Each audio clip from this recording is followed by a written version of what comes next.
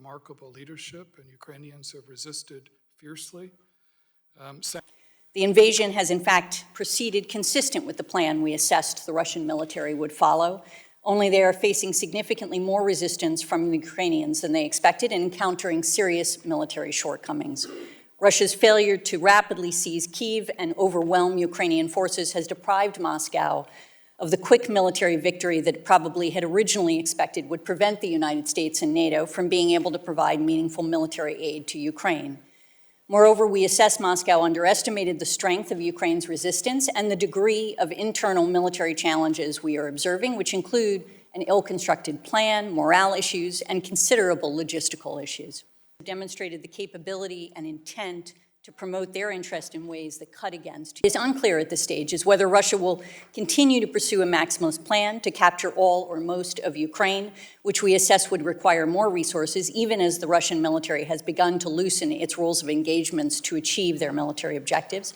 And if they pursue the maximalist plan, we judge it will be especially challenging for the Russians to hold and control Ukrainian territory and install a sustainable pro-Russian regime in Kyiv in the face of what we assess is likely to be a persistent and significant insurgency. And of course, the human toll of the conflict is already considerable and only increasing, but are sure to be consequential. The IC is we assess Putin feels aggrieved the West does not give him proper deference and perceives this as a war he cannot afford to lose. But what he might be willing to accept as a victory may change over time given the significant costs he is incurring. Putin's nuclear saber-rattling is very much in line with this assessment. Putin's public announcement that he ordered Russia's strategic nuclear forces to go on special alert in response to aggressive statements, as he called them, from NATO leaders was extremely unusual.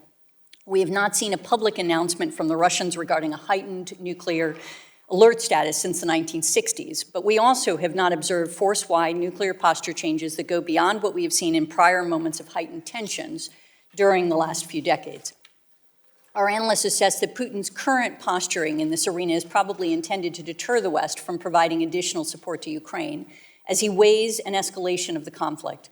Putin probably still remains confident that Russia can militarily defeat Ukraine and wants to prevent Western support from tipping the balance and forcing a conflict with NATO.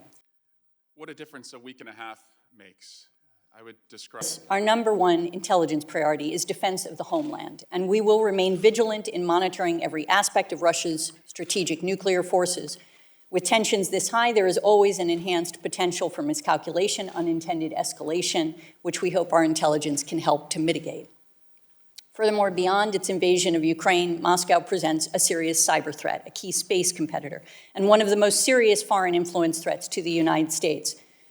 Using its intelligence services, proxies, and wide-ranging influence tools, the Russian government seeks to not only pursue its own interests, but also to divide Western alliances, undermine U.S. global standing, amplify discord inside the United States, and influence U.S. voters and decision-making.